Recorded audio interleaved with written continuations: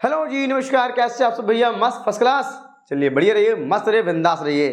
तो चलो शुरू करते हैं। आज का जो टॉपिक हमारा वो क्या है भाई?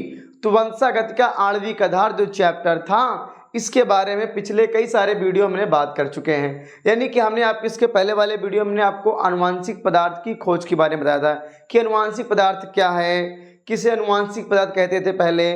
तो अब ये साबित हो चुका है हर्ष से और चित ने साबित कर दिया है कि अनुवांशिक पदार्थ क्या है? डीएनए है।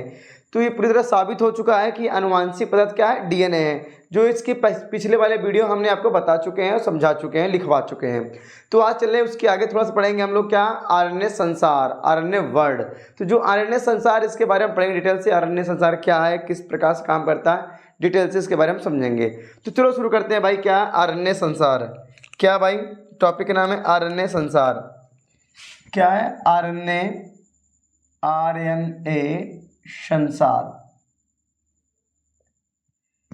आरएनए संसार। तो आरएनए के बारे में पढ़ेंगे भाई डिटेल से। आरएनए क्या है, किस प्रकार ये कार्य करता है, कैसे होता है, ये कैसे बनता है, इसका निर्माण कैसे हो, सब पढ़ेंगे।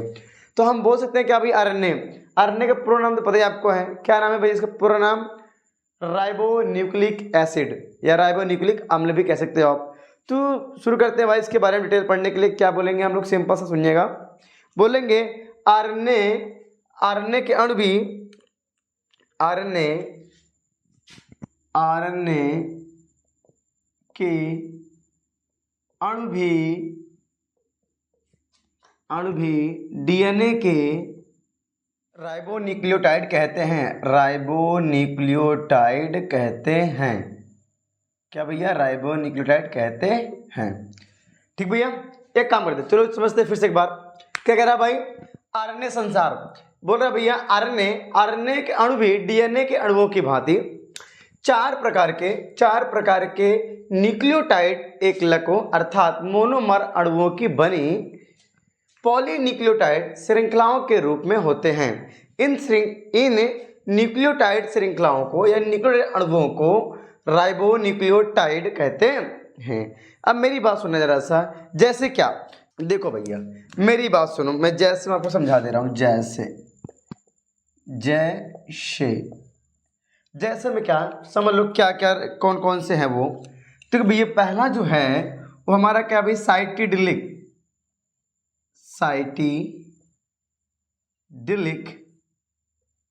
मोनोफॉस्फेट।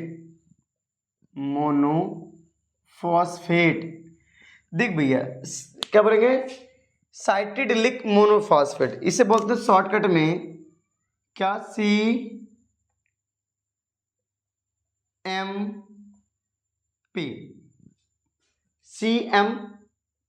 देख मेरे भाई, देखो मेरी बात समझो जरा सा।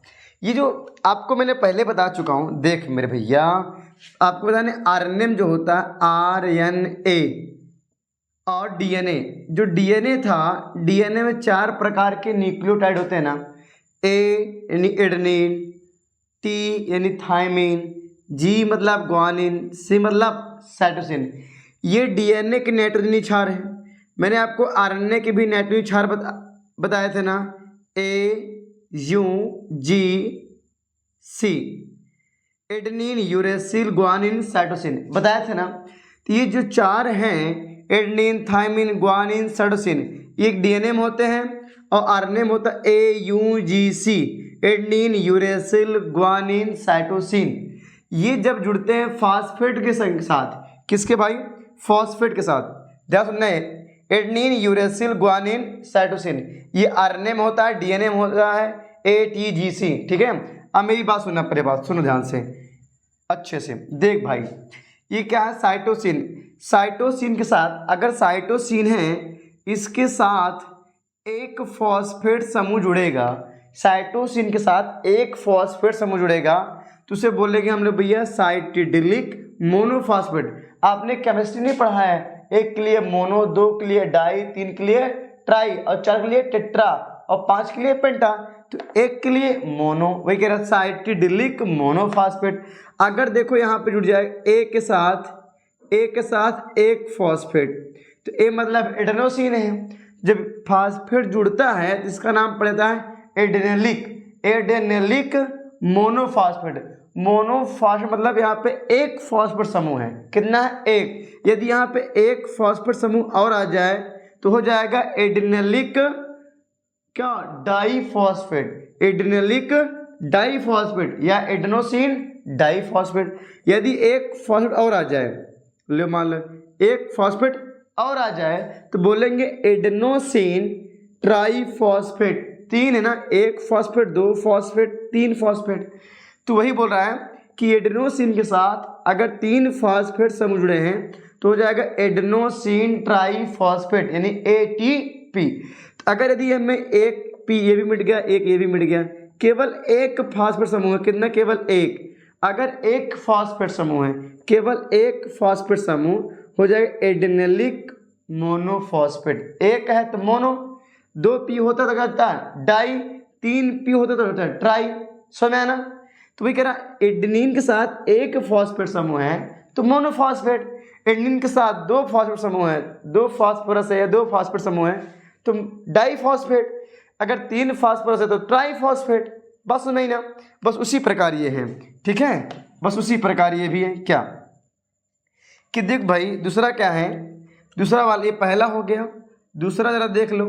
दूसरा क्या है? एडेनिलिक, एडेनिलिक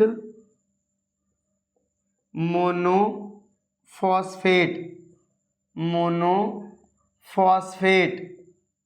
मतलब यहाँ भी है AMP एडेनिलिक मोनो। आप इसे ये भी बोल सकते हो एडेनोसिन मोनोफॉस्फेट। क्या बोल सकते हो भैया? एडेनोसिन मोनोफॉस्फेट भी कह सकते हो, कोई दिक्कत नहीं है। नंबर 3 देखिए, ग्वानिलिक, ग्वानिलिक मोनोफॉस्फेट, मोनोफॉस्फेट। ठीक भाई, इसे क्या बोलेंगे? GMP ग्वानोसिन ट्राइफॉस्फेट या बोल सकते हो ग्वानिलिक मोनोफॉस्फेट। मतलब ग्वानिन के साथ केवल एक फॉस्फेट समूह है, बस ग्वानिन के साथ एक फॉस्फेट समूह है तो हो जाएगा ग्वानोसिन मोनोफॉस्फेट। अगर एक फास्फोरस और जुड़ जाए तो हो जाएगा ग्वानोसिन डाइफॉस्फेट। एक और जुड़ जाए तो बोलेंगे ग्वानोसिन ट्राइफॉस्फेट। बात सुन नहीं, यहाँ मतलब क्या है? एक फॉस्फेट है इसलिए मोनोफॉस्फेट। ठीक भैया? नंबर 4 देखो जरा सा, 4 देखो, इसे बोलेंगे यूरिडिल, यूरिडिलिक, यूरिडिलिक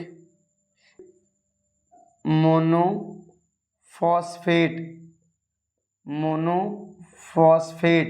इसे बोलेंगे UMP। क्या बोलेंगे? UMP। तो इस प्रकार 4 न्यूक्लियोटाइड से मिलके एक क्या बना होता है? हमारा RNA का अणु बना होता है। तो वही कह रहा है कि जहाँ लिखा नहीं भाई कि RNA के अणु भी DNA के अणुओं की भांति 4 न्यूक्लियोटाइड एक लगों के मिलके बने होते हैं। 4 न्यूक्लियोटाइड, एक लग, एक एक अणु, साइटोडेलिक monophosphate CMP, AMP, GMP, UMP। क्या होता है? यूरिडिलिक मोनोफॉस्फेट। तो DNA कैसे बना होता है भाई? लो DNA समझ लो। अच्छा, ये तो मान लो RNA हो गया, ये क्या हो गया? RNA। ये पूरा पूरा क्या है? ये RNA हो गया। क्या है भाई? ये RNA है, RNA के अणु हैं। किसके हैं ये? RNA के हैं 4 न्यूक्लियोटाइड। अब सुनना मेरी बात, DNA में क्या क्या होता है सुन लो। वैसे DNA में क्या होता है भाई? DNA में ऐसे सुन लो, ऊपर से ऊपर ऊपर, डीऑक्सी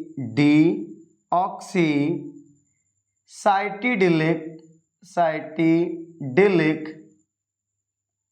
डिलिक मोनोफॉस्फेट।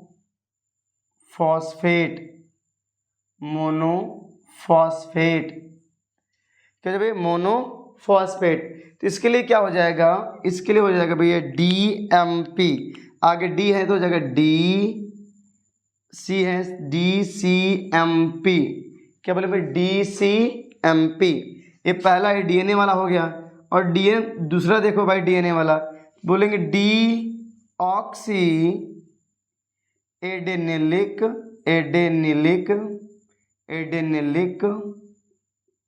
मोनोफॉस्फेट।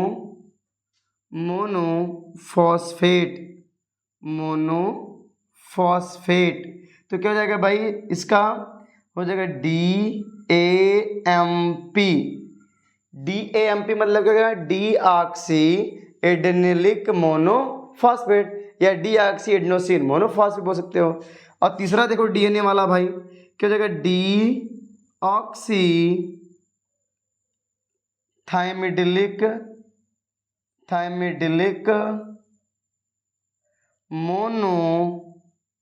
मोनोफॉस्फेट। इसे बोलेंगे क्या भाई, सिंपल सा DTMP, डीऑक्सी थाइमिडिलिक मोनोफॉस्फेट। एक और देख लो भाई, देख लो चौथा वाला DNA का। चौथा वाला क्या है, डीऑक्सी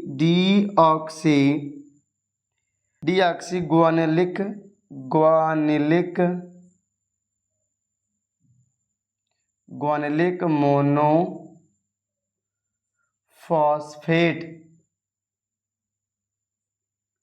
क्या हो जाएगा, मोनोफॉस्फेट। इससे बोलेंगे शॉर्ट फॉर्म में DGMP। बात समझ में आ रही भाई। तो इस प्रकार DNA के जो क्या होते हैं, जो DNA के 4 न्यूक्लियोटाइड होते हैं DNA के, वो क्या है, DCMP, DAMP।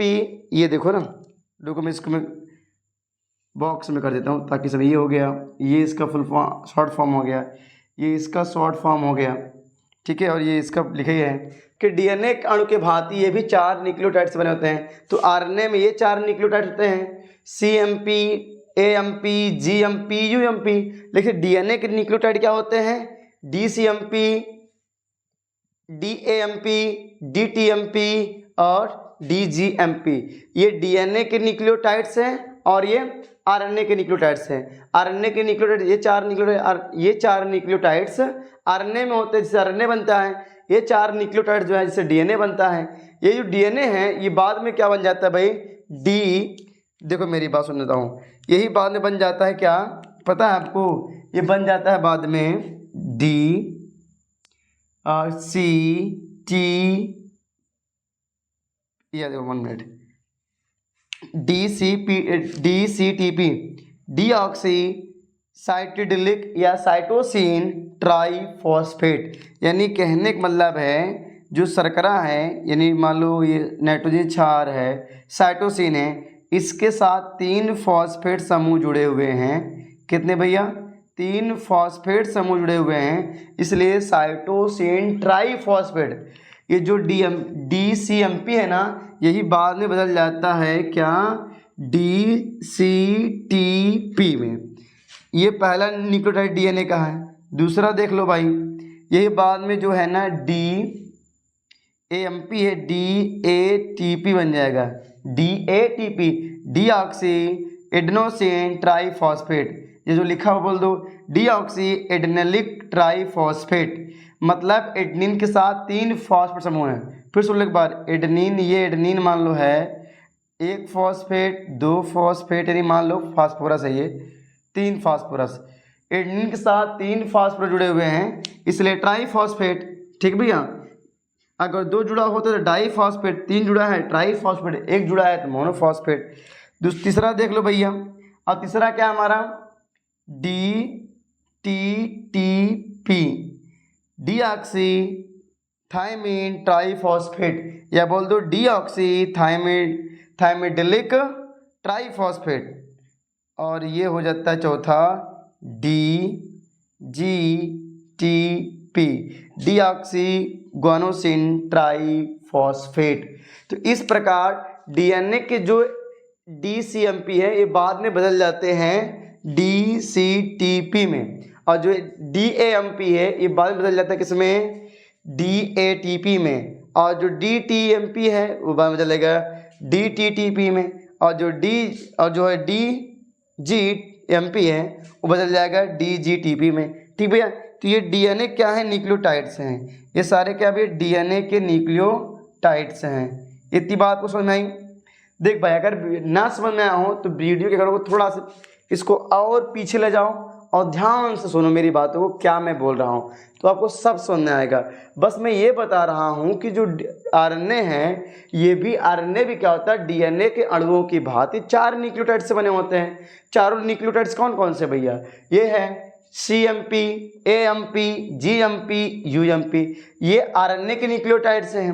डीएनए के क्या होते हैं भाई, मैं बता चुका हूँ क्या, DCMP क्या होता है, DCMP, DAMP और DTMP और क्या DGMP, ये डीएनए के न्यूक्लियोटाइड्स हैं जो बाद में बदल जाते हैं DCTP, DATP, DTTP और DGTP।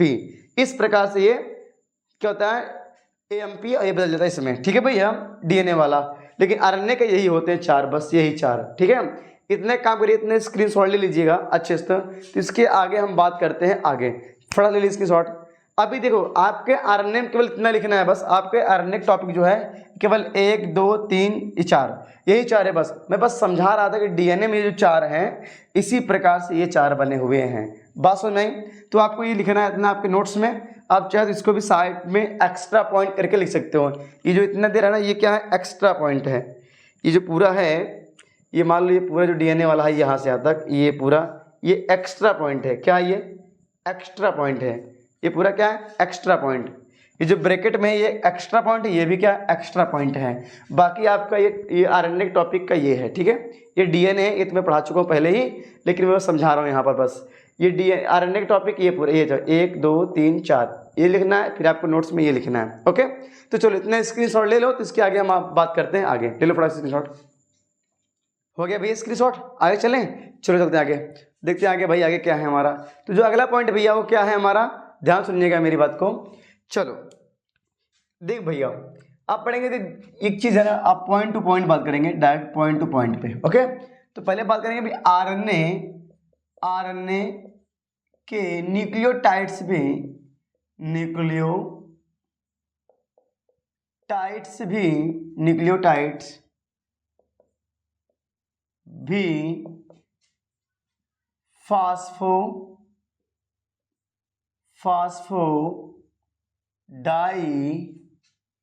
फास्फोडाइएस्टर बंध द्वारा जुड़े होते हैं। किसे भैया, फास्फोडाइएस्टर बंध द्वारा जुड़े होते हैं, क्या होते भैया, फास्फोडाइएस्टर बंध द्वारा जुड़े होते हैं। देख भाई मेरी बात सुन ले, पहले थोड़ा सा सुन लो। देख ये ए था, मान लो शर्करा, आपको मैंने न्यूक्लियोसाइड तो पढ़ा दिया हो ना भाई, न्यूक्लियोसाइड तो पढ़ा चुका हूँ, आप जाके पिछले वीडियो में पढ़ लीजिएगा, ठीक है। न्यूक्लियोसाइड दोनों पढ़ा चुका हूँ मैं, अंतर भी बता चुका हूँ। तो मान लो ये शर्करा है, इसके साथ नाइट्रोजनी क्षार ए है और फास्फेट समूह क्या है भाई, मान लो फास्फेट समूह क्या है, एक फास्फेट समूह है। तो ये एक न्यूक्लियोटाइड हो जाएगा, क्या भैया, ये एक न्यूक्लियोटाइड हो जाएगा, ठीक है। अब ये शर्करा क्या होगा, शर्करा जुड़ा होगा एक फॉस्फेट से, फिर ये फॉस्फेट शर्करा से जुड़ा होगा, शर्करा से फिर फॉस्फेट, फिर शर्करा, फिर फॉस्फेट, ऐसे क्या होता है, यहाँ पे ए है तब के बाद हो जाएगा ये आरएनए तो यू हो जाएगा, फिर जी हो जाएगा, फिर यहाँ पी है तो यस हो जाएगा, फिर यहाँ पे सी। ये तो मैं न्यूक्लियोसाइड में पढ़ा चुका हूँ, बस मैं समझा रहा हूँ केवल, देख लो। ये जब मैंने बताया था ना आपको, शुगर यानी शर्करा प्लस नाइट्रोजनी क्षार यानी NB nitrogen base plus phosphate समूह, ये तीनों मिल जाते हैं तो किसका निर्माण होता है भैया, न्यूक्लियोटाइड NT का। किसका भैया, न्यूक्लियोटाइड का निर्माण होता है। तो भैया ये शर्करा हो गया, ये क्या है, नाइट्रोजनी क्षार है, ये हो गया, और ये क्या है, फास्फोरस यानी फास्फेट समूह हो गया। जब ये तीनों मिल जाते हैं तो न्यूक्लियोटाइड बन जाता है। यदि शर्करा और NB केवल है, नाइट्रोजनी बेस यानी नाइट्रोजनी क्षार, ये दोनों होते तो क्या बनता है, केवल न्यूक्लियोसाइड NS बन जाता है, न्यूक्लियोसाइड बनता है। तो हमें टाइड बनाना है, तो ये एक न्यूक्लियोटाइड और ये 2 न्यूक्लियोटाइड और ये 3 न्यूक्लियोटाइड और ये 4 न्यूक्लियोटाइड, यही तो है ना भाई। क्या इसका नाम है एडेनिलिक मोनोफॉस्फेट, इसका नाम क्या है, यूरिडिलिक मोनोफॉस्फेट, इसका नाम क्या है, क्या होते भैया, ग्वानलिक मोनोफॉस्फेट या गोनोसिन मोनोफॉस्फेट बोल दो। फिर क्या भाई, साइटिडिलिक मोनोफॉस्फेट। ये चारों क्या है, न्यूक्लियोटाइड हैं। इनकी भी जो बॉन्ड है वो बॉन्ड कौन सा है, फास्फोडाइएस्टर बंध है जो डीएनए में होता है। कौन भैया, फास्फोडाइएस्टर बंध है। ठीक है, अब देखो जो इसकी जो दिशा होती है वो होती है 5' से 3' की ओर। बोलेंगे आरएनए की दिशा या घूर्णन बोल सकते हो, दिशा 5' से 3' की ओर होती है, 5' से 3' की ओर होती है। ठीक है, अब मेरी बात सुनना, ध्यान सुनना मेरी बात भाई। क्या भैया, सन 1959 में नोबेल पुरस्कार दिया गया। सन 1959 में नोबेल पुरस्कार दिया गया। ठीक भाई, अब सुनो, फटाक सुनो, फिर से जल्दबाजी में फटाफट सुनो। पहला पॉइंट क्या है भाई, देखो स्पीड सुनो। पहला पॉइंट ये है कि आरएनए के न्यूक्लियोटाइड्स भी फास्फोडाइएस्टर बंध है। कौन से भैया, फास्फोडाइएस्टर। कौन भैया, फास्फोडाइएस्टर बंध। जिस तरह डीएनए के न्यूक्लियोटाइड्स आपस में फास्फोडाइएस्टर बंध से जुड़े होते हैं, वैसे आरएनए के न्यूक्लियोटाइड्स भी क्या होते हैं भैया, फास्फोडाइएस्टर बंध से जुड़े होते हैं। क्लियर। दूसरा पॉइंट देखो भैया, जो आरएनए है इसकी जो दिशा होती है वो क्या होती है, 5' से 3' की ओर। अब 5' 3' की होता है, अब इसको समझाऊंगा क्या। बाकी 5' 3' मैंने आपको इसके पिछले वाले वीडियो में आपको मैं समझा चुका हूँ। ये थोड़ा बार बार गिरी जाता है, रुक जाओ भाई।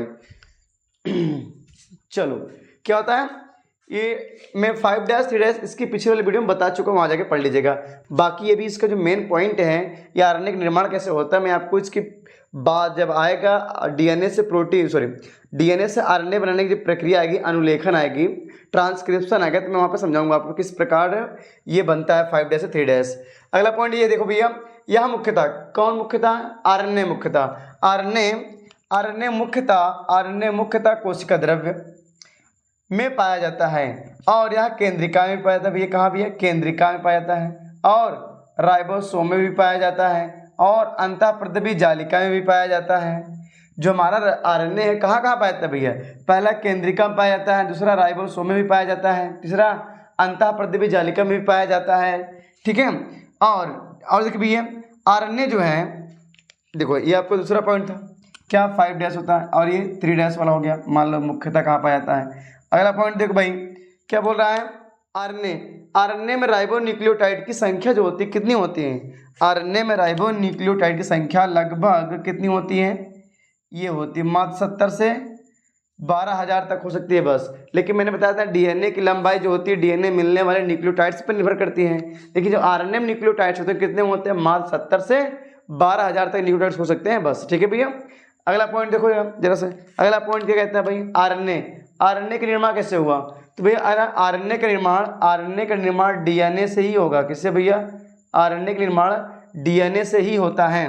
किससे होता है भैया, डीएनए से ही होता है। अब ये आरएनए का निर्माण डीएनए से कैसे होता है, ये आपको आगे जब पढ़ाऊंगा, क्या मैं पहले पढ़ाऊंगा रेप्लिकेशन, प्रतिकृति, डीएनए से डीएनए कैसे बनता है, पुराने डीएनए से नया डीएनए कैसे बनता है, और उसके बाद आपको पढ़ाऊंगा डीएनए से आरएनए कैसे बनता है। उस क्रिया को हम लोग बोलते हैं, उस प्रक्रिया को बोलते हैं क्या, अनुलेखन यानी ट्रांसक्रिप्शन। डीएनए से एमआरएनए या आरएनए बनने की प्रक्रिया अनुलेखन या ट्रांसक्रिप्शन कहलाती है। आगे मैं इसके आगे बात करूँगा, टॉपिक बहुत लंबा टॉपिक भी है, अच्छा भी है, और टॉपिक के बारे में बाद में बात करूँगा। ठीक है, किस प्रकार डीएनए से आरएनए बनता है मैं आपको वहाँ समझाऊंगा। देखो जो चीज़ जहाँ के लिए बनी है वहीं पे ज़्यादा बेटर होगी समझने के लिए। ठीक है, अभी समझाने कोई मतलब नहीं है, जब वो टॉपिक आएगा कि डीएनए से आरएनए कैसे बनता है तो मैं आपको वहाँ सिखाऊंगा किस प्रकार से डीएनए से आरएनए बनता है। ठीक भाई, तो अगला पॉइंट देखो भाई, कह रहा भैया आरएनए, जो ये आरएनए है, ये पॉइंट क्या है, आरएनए के संश्लेषण के लिए यस ओकोवा, कौन कोवा भैया, बोलो, कटारे कोवा नहीं यार, यस ओकोवा, कौन कोवा, यस ओकोवा, वैज्ञानिक जो यस ओकोवा जी हैं, देखो भाई रिस्पेक्ट दैट, तो यस ओकोवा जो साइंटिस्ट हैं, इनको आरएनए के संश्लेषण के लिए इन्हें सन सन क्या मिला भैया, सन 1959 में नोबेल पुरस्कार दिया गया था। इनको नोबेल पुरस्कार से सम्मानित किया गया था क्योंकि उन्होंने आरएनए का संश्लेषण किस प्रकार से होता है ये उन्होंने बताया था और बहुत बेहतरीन ढंग से समझाया भी था। तो इतनी बात समझ आपको भाई। तो एक काम करिए, इतना लीजिए स्क्रीनशॉट। तो इसके बाद हम आपको बताएंगे आरएनए के प्रकार। तो आरएनए के प्रकार के बारे में बात करेंगे, आरएनए कितने टाइप्स के होते हैं, मुख्यतः कितने प्रकार के होते हैं, इस सब के बारे में हम बात करेंगे। ठीक भाई, तो एक काम करिए, पहले इतने स्क्रीनशॉट ले लीजिएगा, तो इसके आगे हम बात करेंगे आरएनए के प्रकार के बारे में। ठीक है, ले लो फटाक से स्क्रीनशॉट। मैं फिर बोल रहा हूँ, वीडियो ना समझ में आए तो वीडियो पर थोड़ा सा पीछे करो और अच्छे से समझो, ध्यान से, चीज़ सब समझ आएगी। पूरे टॉपिक को डिटेल में बताया हूँ, ठीक है, तो अच्छे समझो और नोट्स बनाओ। ये पूरा क्या है, ये पूरी एनसीईआरटी में नोट्स लिखवा रहा हूँ, बनवा रहा हूँ, पूरे टॉपिक टू टॉपिक, कोई टॉपिक में स्किप नहीं किया हूँ, सब बेहतरीन ढंग पूरे कंपटीशन लेवल के टॉपिक्स में ऐड किया हूँ। ठीक है, इसलिए आप स्क्रीनशॉट लिए फटाफट एनसीईआरटी जो है पूरे नोट्स आप बनाएं, नोट्स बनाते रहिए, कोई भी टॉपिक छूटेगा नहीं। मैं पूरी गारंटी के साथ आपको नोट्स बाय नोट्स यानी टॉपिक टू टॉपिक पढ़ाऊंगा और आप नोट्स बना सकते हो आसानी से, जो आपके बोर्ड एग्जाम के लिए बहुत ही ज़्यादा मददगार होगी। ठीक है, इसलिए आप इतना स्क्रीनशॉट लीजिए और अपने नोट्स कंप्लीट करिए। लीजिए फटाफट स्क्रीनशॉट।